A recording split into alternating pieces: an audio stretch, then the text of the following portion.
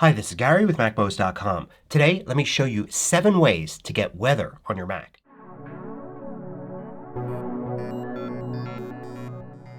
MACMOST is brought to you thanks to a great group of more than 1,000 supporters. Go to MACMOST.com/Patreon. There you can read more about the Patreon campaign, join us, and get exclusive content and course discounts. Now, one thing that the Mac is lacking that you could find easily on an iPhone is the weather app. You don't have a default weather app on the Mac. But there are a few ways that are built into the Mac to show the weather very easily and a few other ways you can get weather as well. So the main built-in way to get weather on your Mac is the Notification Center widget.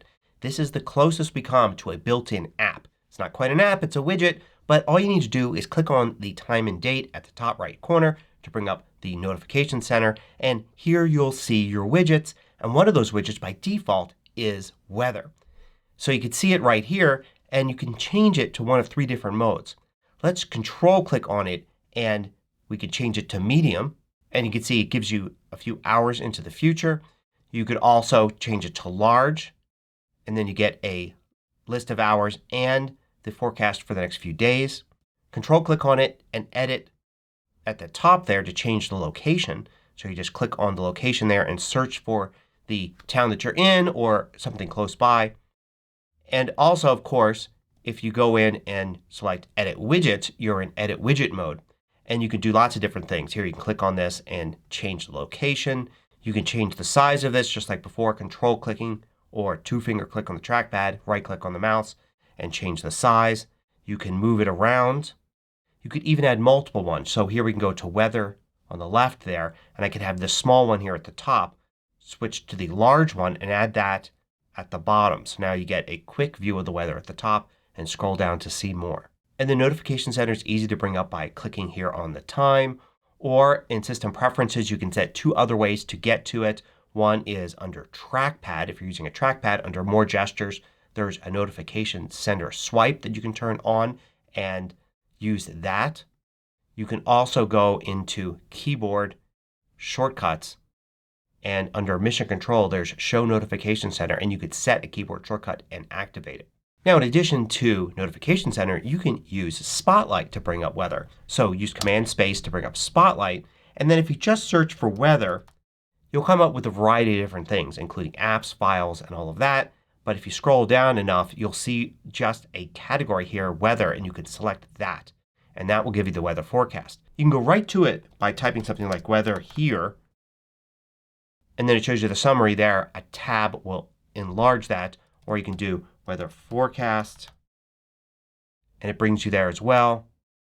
But you could also type weather and another location like in Los Angeles. So you can get weather from around the world. Siri is another built-in way to get weather. So all you need to do is tell Siri you want the weather. Just one word will do it. Weather. It's currently clear and 82 degrees. You can also ask for other things like weather tomorrow. Here's the weather tomorrow.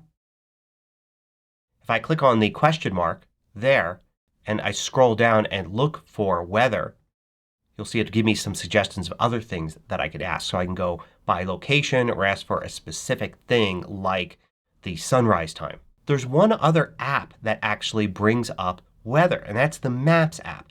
So if you go to Maps, wherever your map is centered, you're going to see the weather here at the bottom left. It'll tell you the temperature, a little icon, and the air quality index. If you go to Maps Preferences, this is where you turn this on or off. Show weather conditions, show air quality index. Now the cool thing about Maps is as you move the map around it will change to reflect where you're at. So I could go up here to Boulder and I could see it changes.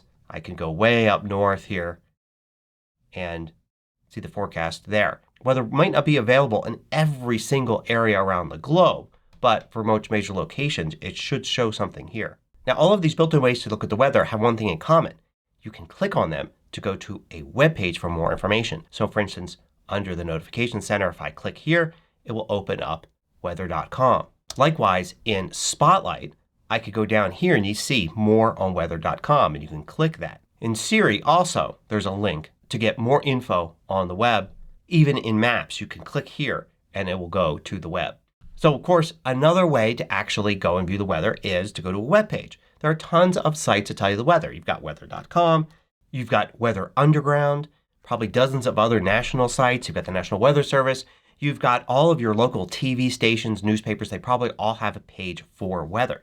So find a source that you like for the weather and create a bookmark for that. You could even drag a bookmark here to the desktop, add it there, or you could drag one into the dock and add it there for quick and easy access to that site. So that got me thinking, is there a way to get weather by email? After all, it might be nice to wake up and have an email in your inbox that tells you today's weather. It could be really useful, especially in low bandwidth situations, to just have it sitting there waiting for you. It turns out that there used to be a lot of services that offer this, but not so much anymore. A few local news sources may actually have weather alerts by email, and I found some weather sites that do that as well, but they just won't give you the regular daily forecast. I did find that if you go to the popular automation service If This Then That, ifttt.com, you can go to a service there that will send you an email. So go to Explore and then search for weather and then look for Weather Underground. And hidden way down here there's actually one for get a daily 6 a.m. email with the weather report. So if you set that up, you can give your location and it will send one to the email address that you use to set up your free account. You don't need the pro account for this. You can just do it with the free account. And then here's an example of an email. This is the one I got this morning testing this out. Now of course there are also going to be lots of third-party apps that do this. So if you go search for weather in the App Store, you're going to find a lot of weather apps. And they'll get various reviews, and some are completely free and some are free but have in-app purchases for more premium features.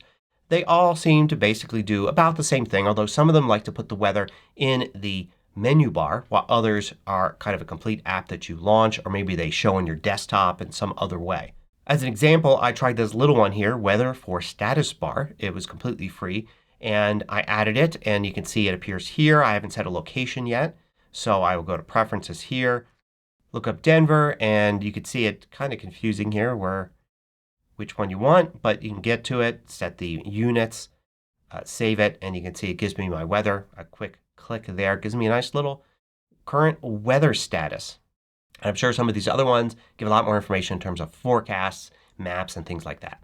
Alright, so here's a bonus one. I know a lot of people search for this. It's how to get weather in your calendar.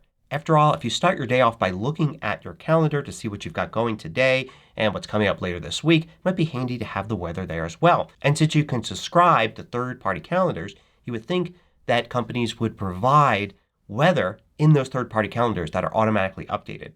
It seems like there were a lot of services that offered this years ago, but it's hard to find one now. I did find one that still seems to work though. So if you go to this web page here, you can get a subscription to a specific calendar for the weather in your area. So what you want to do here is first set your city, change to the units that you want, hit Generate, and then you can copy the location to the clipboard or just open, which will actually put the location right here in the subscription field in the calendar app. Hit Subscribe. It'll allow me to give a name here. I'll just call it Denver Weather. I'll ignore alerts so I don't get alerts for new events, which are actually just showing me the weather there. Then I will set Update to every hour to keep it fairly updated. Click OK. And then here I go. I've got this weather calendar here. I can easily turn it on and off. And it seems to give me today's weather and days for the next 2 weeks as well. And if I actually look at these individual items here, you can see in the notes there's a lot of information here. So that's kind of useful, especially if you go to the calendar app often throughout the day. It's nice to just have the weather there. Not sure how long that service will last, as it seems like these calendar weather services come and go pretty quickly. So if you're watching this in the future and it's not working for you, maybe search around for another iCal subscription calendar that has weather in it. There are also ways to use If This Then That to get weather information in Google Calendars. And of course you can add your Google Calendar account to the calendar app as well, so that might be another option there. So hopefully at some point in the future Apple will actually add a regular weather app to the Mac to join other apps like Stocks and Voice Memos that they've added to the Mac in recent years. But until then, Here are some good alternatives. Thanks for watching. If you liked this video, click the thumbs up button below to let me know. I publish new tutorials each weekday. Hit the subscribe button so you don't miss out.